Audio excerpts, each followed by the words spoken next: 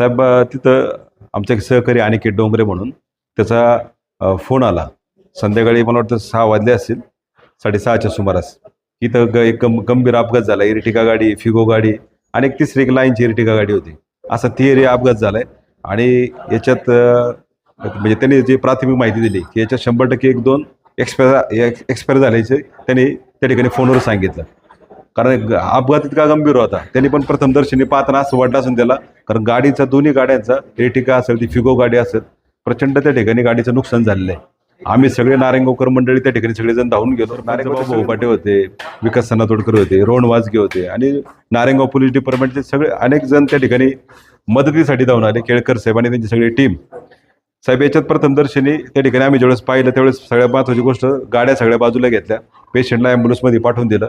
याच्यात असं समजतं की संजय लिंबाजी खंडाळे यांचं दुर्दैवी निधन झालं आहे. गोळेगावचे आपले आहेत आणि त्यांची मिसेस कीर्ती खंडाळे या ठिकाणी उपचार घेते.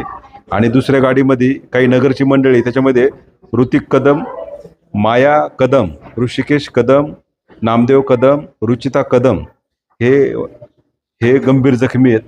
आणि अशा आणि दुसरी एक तिसरी गाडी, त्याच्यामध्ये चालक अझरुद्दीन काजी इर्टिगा गाडीचे आणि आकाश मेढे राजुरी, अशा सगळ्यांचे खरं तर हे सगळेजण गंभीर जखमी आहेत. आणि जे त्या ठिकाणी मृत पावलेत त्यांना त्या ठिकाणी सरकारी दवाखान्यात त्यांची त्या ठिकाणी बॉडी नेण्यात आली. आणि हा अपघात 6:30-7 वाजता साहेब झालेला आहे. हा इतका गंभीर अपघात होता, अख्खं ट्रॅफिक जाम होतं. आणि सगळ्यात महत्त्वाची गोष्ट, आज गाड्यांचा चक्का सुरू झाला होता अक्षरशः. तिथे गेल्यानंतर परिस्थिती अशी होती की एक नेमकं समजत नव्हतं याच्यात नेमकं किती जण दगावलेत. परंतु दुर्दैवाने जुन्नर तालुक्यातील गोळेगावचे संजय खंडाळे यांचं त्यात दुर्दैवी निधन झालं.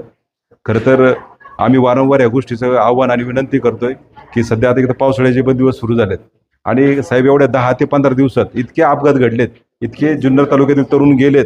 आम्ही रोज वारंवार या गोष्टीची विनंती करतोय.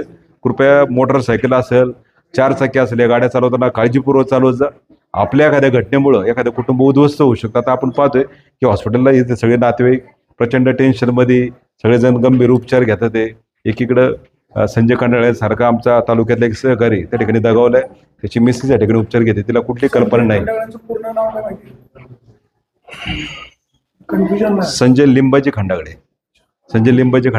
परंतु त्यांच्या साहेब मिसेसला माहीत नाही, ते आतमध्ये उपचार घेतात. ते म्हणजे असं एक दुर्दैवी घटना आपल्या तालुक्यावर खरं तरी शोककळा आहे. अशा पद्धतीने गंभीर अपघात होणं, याच्या माध्यमातून तुमच्या माध्यमातून माझी ही कळकळीची विनंती राहील की आता पावसाळ्याचे दिवस सुरू झालेत, गाडी चालवताना विशेषतः काळजीपूर्वक चालवत जा. आणि या ठिकाणी जेणेकरून अपघात होणार नाही अशा पद्धतीने तुम्ही सगळे स्वतःची आपल्या कुटुंबाची काळजी घ्या, एवढीच आमची विनंती. वाहतूक सुरळीत झालेली आहे. वाहतूक साहेब सुरळीत झाली. आम्ही मग सगळेजण जेवढे होतो आणि पोलीस डिपार्टमेंटची लोक होती, पोलीस पाटील होते, आम्ही सगळ्यांनी त्या ठिकाणी सगळ्या गाड्या बाजूला केल्यात, वाहतूक पहिली सुरळीत करून दिली. पोलीस वेळेवर पोहोचले, अगदी वेळेत आले साहेब. ॲम्ब्युलन्स पण त्या ठिकाणी जे जखमी होते त्यांना पण ते मॅक्स केअर हॉस्पिटलला आणले आणि जो त्या ठिकाणी निधन झाले त्यांना सरकारी दवाखान्यात झाले.